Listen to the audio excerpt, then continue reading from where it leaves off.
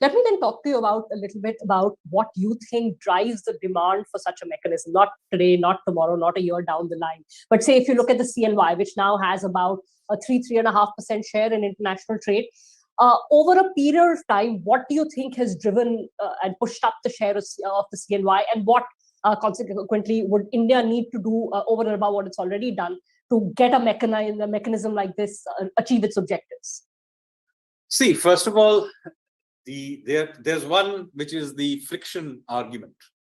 You don't have to go back into another currency, say the US dollar, and then back out to a third party. So, so there is, you removing one sort of cost friction problem. So that is one part of it. The other is certainty. If we are dealing with another country and everything is being done in rupee terms, if I'm an exporter, I'm paying everybody in rupees, or I'm importing something where it's all in rupees, then why on earth am I introducing an exchange rate into the uncertainty of it all?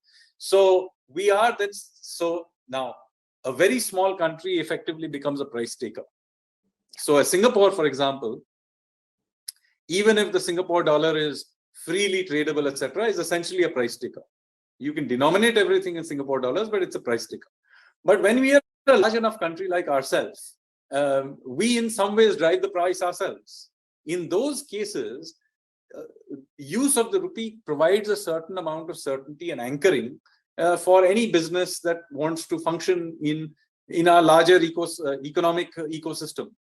So it may be outside our shores, but if it's something related to us, we are a large enough entity that the pricing of various things can be driven by us. So this is why the rupee is an important part internationalizing of the rupee is an important part of that, so that those who are doing in business across national borders, let's say, Nepal would be a very obvious country where this would have implications. It's a country in many ways integrated because of our borders are next to each other. Labor is completely mobile, and so on and so forth. So, and rupee, the Indian rupee does in reality get used quite widely in a country like that, or maybe in Dubai, the rupee gets used for all kinds of things. And we are now also putting in place, remember, the UPI payment systems. So all of this being put in place, then if you are living in a rupee world, why shouldn't you price things in a rupee world?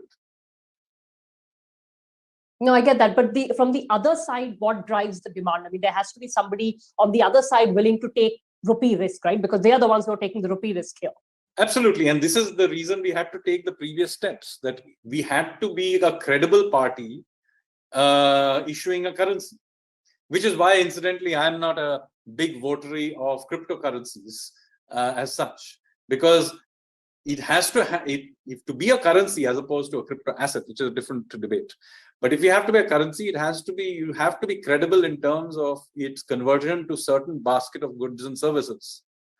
And this is why introducing a credible inflation targeting mechanism, maintaining that credibility of issuing of money, or even of the fiscal side, and so on, or building up large amount of foreign exchange reserves, all of this is a way of signaling the macroeconomic credibility. And that is absolutely critical, because if you are issuing a currency that is to be used, then the other party has to be confident that whatever currency he's buying is something that is a meaningful store of value, a meaningful exchange to goods and services that he or she may buy in future. So that is why doing that work, the inflation mechanism, signaling of macro credibility, all of that needed to be done first. Now, this is just another step. The next step will be to widen its usage at some very far point in time. We will be able to open it up even further and let it, let it be free, like, remove all the capital controls. But, even now we do have capital controls. So all of this needs to be sequenced one step at a time. But do remember that at every stage, when you do these things, you do give up something. So if you have a complete rupee at some future date, do remember then that at that point in time, we will have to then choose between the exchange rate and monetary policy.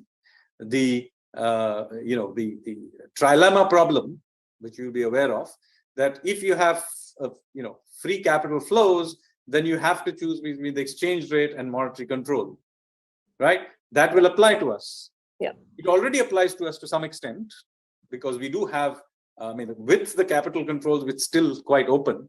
So it already applies to us. It will apply to us more, which is why we needed right up front in the beginning to establish monetary credibility. So I keep coming back to this point, but it is absolutely critical, because without that, none of the rest flows.